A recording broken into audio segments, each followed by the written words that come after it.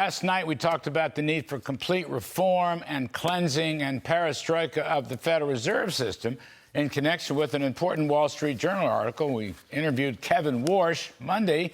And tonight, we interview National Economic Council Director, my good friend Kevin Hassett. So that's pretty good. Hey, both Kevins in 1 week. Kevin Hassett, we talked last night on the show, and have talked a lot before, how the Federal Reserve System, in the age of Trump, the Federal Reserve System should go through the same downsizing, the same transformations, the same perestroika that other federal agencies have gone through. And yet there's no sign of it.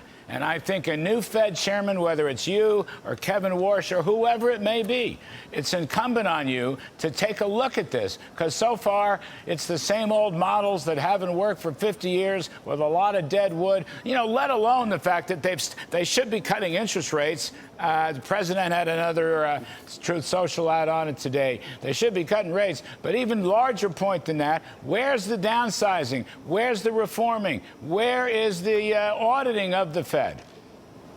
Right. Well, I think that you're right, Larry. And the bottom line is that President Trump's objective is to take all of government and make it better and make it work better for the American people. And government has gotten very big throughout Washington. And one of the places that hasn't really responded yet to the downsizing that you're talking about is the Federal Reserve. And I'm sure that whatever new leadership the president chooses for the new Federal Reserve, that they're going to pay close attention to the runaway spending, to the actual losses after years and years of profits, and so on. And with respect to interest rates, I think that everybody always understands that the Federal Reserve is an independent agency, but the president is allowed to speak his mind. But also you should look at the data. And so one of the things, for example, you could do is look at what the European Central Bank has done with interest rates. And over time, those are highly, highly correlated with what happens here in the U.S. And so they've cut rates a lot. And if you were to take the rate cuts that they had and do the normal correlation for current Fed policy, then the current Federal Reserve rate would be about 3. And so the president is wondering, why is it that the normal correlations seem to be breaking down right now precisely while he's president?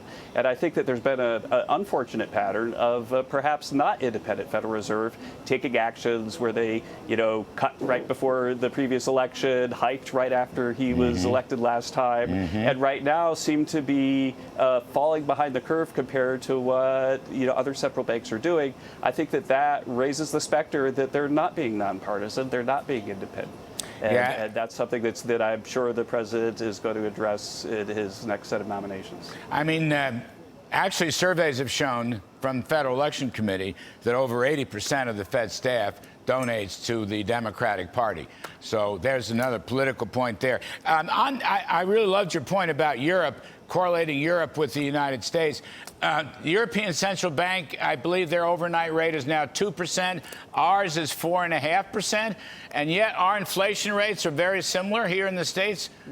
Since January, for example, the CPI is 1.4% at an annual rate, something like that. So, right. Why are those interest rates differential? Someone's going to explain that. Jay Powell never talks about that. He's too busy yapping about trade policy and tariffs and inflation, stuff he knows nothing about, and it's not the Fed's remit.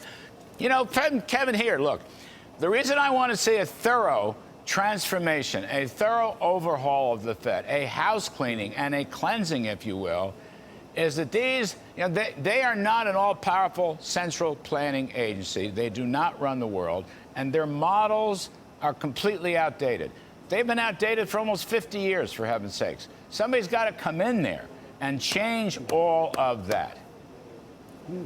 Right. Well, the bottom line is that the Federal Reserve has made a lot of errors, policy errors, in recent years, and they haven't really explained where the errors came from. And so what I would like to see in any agency, any government agency, and you remember when I was chairman of the Council of Economic Advisors, this was the highest priority as you worked with me in the White House, is that when we said something's going to be 3%, we put out the model that explains why we think it's going to be 3%. If we get the number wrong, we explain what was wrong with our model. We reevaluate our models over time. And so one of the things that I find disappointing is that the Federal Reserve has been as you say, yapping, but they've been talking on and on about the impact of tariffs on inflation, and yet they've not published a model that shows like what is the impact that they're concerned about that is causing interest rates to be like highly, different from what they normally would be given where interest rates around the world are. And so I think it's incumbent on anybody in government, if they've got strong policy positions, to explain where those positions come from, and to, when they have things happen like inflation get out of control, explain what they got wrong and why. And I think that the absence of transparency at the Fed is something that the president is highly valuing as he's thinking about what his next step should be. I'm very concerned, and again, I think there's a lot of evidence that the growing large staff of the Federal Reserve and the reserve banks, I'm going to get to the district reserve banks in a minute, the large staff is very hostile to Mr. Trump's ideas, very hostile to supply-side economics, for example, or growth economics. I mean, they're always targeting the same 1.8% that the Congressional Budget Office is targeting. Something's got to be done. Someone's got to do an audit of the Fed staff, who they are, what they're promoting, and as you say, why their models aren't more transparent. The other thing I want to ask you about, you've got these district reserve banks. Again, many of them, most of them, if I'm not mistaken, have been appointed by Democratic presidents, Obama and Biden. And I think their biases are very much against President Trump and his program. I don't want to overstate it. I'm not here to make an audit of every reserve bank president, but they are appointed, however, with the consent of the President of the United States. There is a process that goes through there, and of course the chairman of the Federal Reserve Board. So here too is another avenue nobody looks at. Who are these folks? What are their staffs like? What kind of models do they produce, et cetera, et cetera. This is part of the opening and reforming the Federal Reserve System, just like other agencies are being reformed throughout the government. I'd like to finish responding to that with an anecdote, because you remember that I worked with Alan Greenspan as a Fed staffer back when I was a young economist.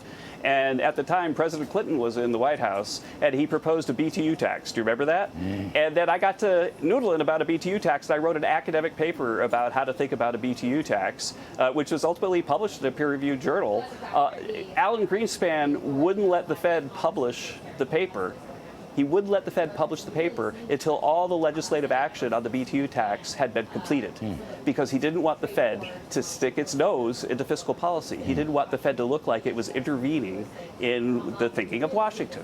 And so think about how different that view of what the Fed should be doing when it's focused on monetary policy, maintaining its independence, how different that is from the Fed that we see today. It's very disappointing to me.